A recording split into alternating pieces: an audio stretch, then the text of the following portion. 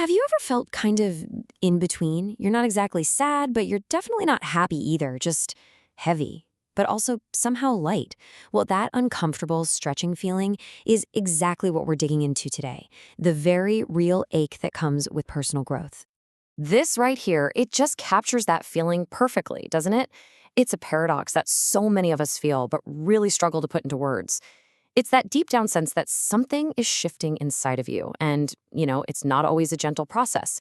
This is really the starting point for our whole conversation today. So that leads us right to the big question. What is this state of being? What does it actually mean to exist in this in-between space? Is it a problem we need to fix, or is it something else entirely? This is the central mystery we're going to try and unravel together. And here's our first big idea. The answer really begins with a simple but super powerful reframe. You're not sad. You're not broken. You're growing. And seeing it that way, well, that changes everything. This is the absolute core of it. Think about it like a snake shedding its skin, right? That old layer has gotten too tight. It's too restrictive. It has to come off for the new to emerge.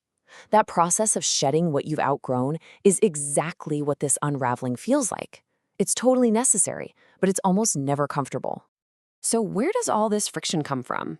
Well, a lot of it comes from this external and, let's be honest, often internal pressure to always look strong, to seem like you have it all together. This whole performance of strength leaves very little room for the messy but crucial work of shedding and growing. And this quote just hits the nail on the head. It grounds that pressure in a very specific lived experience, but that underlying expectation to be unshakable is something so many of us can relate to, no matter our background. It's this idea that our strength lies in being unbreakable, when the reality is that's just not sustainable for anybody.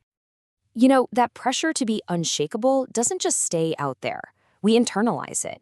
It becomes this series of subconscious commands, or as one of our sources puts it, negative instructions, that our minds just play on a loop. A perfect example of this internal script is something called should statements. That feeling of needing to be unshakable is a should. I should be stronger. I shouldn't feel this way. It's a totally impossible standard that just sets us up to feel guilty. And it's not just the shoulds. Our minds have a whole playlist of these negative instructions. Just look at this list: catastrophizing, mental filtering, personalization. Do any of these sound familiar? Recognizing these patterns is the first huge step to disarming them. It shows you that this isn't some personal failing, it's a common cognitive distortion that actually has a name and a solution. So, if our minds are running on a script full of these negative instructions, here's the most important part. We have the power to become the editor.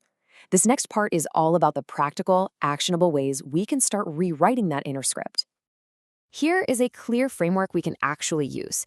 And notice, this isn't about fighting your thoughts. It's about gently guiding them. Look how simple and compassionate these steps are. Visualize where you want to go, reflect on where you are, and maybe most importantly, be patient with yourself through the whole process. And here's what that rewriting looks like in practice. Instead of just accepting that negative instruction to assume the worst, you consciously introduce a centered intention. See how you shift from a closed-off conclusion to an open-ended, curious question? That tiny change creates so much space for possibility. Rewriting our thoughts isn't just some intellectual exercise, though. It's supported and made so much deeper by our daily actions. And this brings us to the importance of creating a deliberate, intentional practice of self-love and compassion.